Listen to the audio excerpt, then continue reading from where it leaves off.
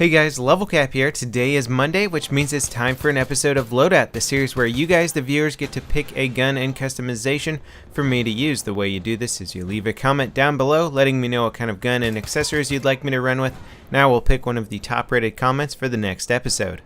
Today's top comment comes from Jolis96. He says, the active Valor Seal Loadout, M4A1, American Holo, Heavy Barrel, foregrip, Smawn Repair Tool, M9 Tac-like, perk grenades, only use single shot mode for your M4 and become a real Navy SEAL. Good luck, bro. Now, first of all, if you enjoy Battlefield 3, you'll probably enjoy Active Valor. At least you'll enjoy the combat sequences. The story and acting, is on a different level, but the action shots and all that stuff looks amazing. Like, the cinematography for the action sequences, I think is better than I've seen in any sort of wartime film before. Like, they just managed to get you up close, personal, and make it feel like it's real, but at the same time not use too much of that shaky cam, which just annoys the crap out of me. I was just really enjoying all the action sequences in Active Valor.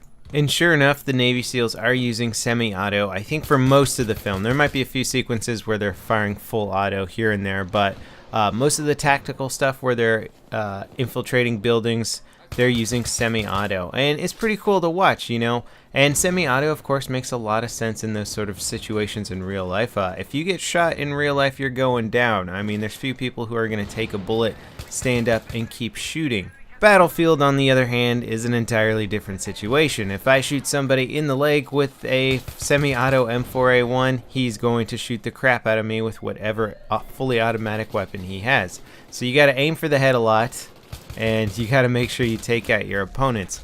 The M4A1 normally has an 800 round per minute rate of fire, which is excellent. However, once you're doing semi-auto, it basically fires as fast as you can hit the fire button, effectively turning the M4A1 into a slightly more accurate sidearm with a larger magazine. The M9, the Glock, both those sidearms have the exact same damage ratio, not the exact same, but close enough damage ratio to this weapon. So if you're shooting it in semi-auto, it really is a lot like firing a pistol as your primary running around. I mean, it's better than a pistol, but ultimately I was trying it on normal game mode. You'll see that I'm playing hardcore here, and normal game mode was just way too hard. People with 100% health and 3D spotting, all that stuff. It was just very hard for me to get any decent kills with this, so I started playing on hardcore, trying to be a little bit more stealthy, and it was still difficult on hardcore. You run up to somebody with any full auto weapon and you're at a disadvantage, so you really got to sneak around and aim for the head. It's the only way you're gonna get kills. Now, I know I use the red dot sight and Cobra sight a lot, but I actually do like the Holo sights a lot as well. When I first started playing Battlefield, I think I was using the Holo sight more than the red dot sights, just because I enjoyed that little bit extra zoom there. It allowed me to be more accurate at range. I've since, switched over to a Cobra, but coming back to the Holo, especially on a semi-automatic weapon, is kind of nice. It allows you to really aim a bit more accurately for the head, and since that was so important using this semi-automatic weapon, I felt like I did have a good scope for this setup. One thing that I had to try and get used to was the fact that I could usually kill somebody and not have to worry about reloading at all. In fact, I could probably go through 3 guys since semi-auto was forcing me to be much more accurate with each shot. I didn't really need to reload as frequently, though I still ended up reloading a lot after each kill just because I'm so used to that with the full automatic weapons. And since the M4A1 has such a fast reload speed of 1.85 seconds for a short reload, it really isn't that difficult just to reload right in the middle of battle. But once I started to remember that I was going to have so many bullets left in my clip firing this thing semi-auto, I wasn't going to really need to reload as often, and that allowed me to be a little more aggressive and continue to push targets rather than reloading all the time. Now, in hardcore mode, I know a lot of you guys have been wanting me to play some hardcore. All the damage stats change, right? The gun value damage is entirely the same, but the fact that you have 60 health instead of 100 health by default changes things up completely. Now, the M4A1 does 25 maximum damage, so that means if you're hitting body shots, it's going to be a 3-shot kill. You can even hit 3 leg shots, and it'll still be a 3-shot kill. If you hit somebody in the head, it will not kill them in one shot. You're going to need at least one headshot and one body shot to down somebody. Now sadly, in hardcore mode, the M4A1 at range isn't going to be the best, especially in semi-automatic mode, just because your 3-shot to 4-shot transition is right around 30 meters with the M4A1, and that gets a little bit difficult. In hardcore, a 4-shot kill is definitely not desirable, and if you're shooting a semi-automatic weapon, then it becomes extremely hard. I mean, there's no question about it. Using a semi-auto M4A1, you're just going to be disadvantaged compared to any basic assault rifle out there that can shoot full auto.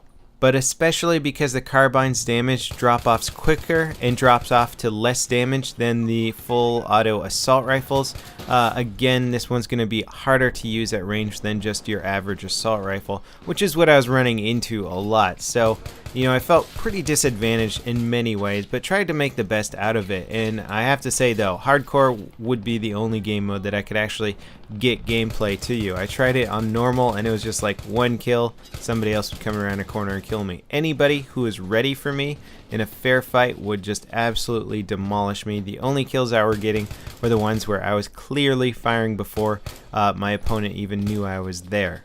This loadout did, however, get me thinking, because I enjoyed the style of the gunplay, you know, sort of semi-auto, trying to go for those more accurate shots. And it did get me thinking, you know, what would happen if you tried to design a game engine around rewarding sort of speed and accuracy over your ability to put a ton of damage downrange as fast as possible.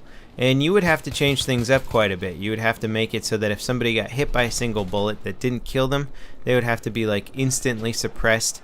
Their accuracy and ability to return fire would have to like go downhill very quickly depending on where they got shot, or you would just have to lower everybody's health in the game. So like if you had a full auto, you could definitely kill somebody, but if you fired semi-auto, you could kill somebody and then have enough ammo saved up to kill like the next 2 or 3 guys that came out from around the corner.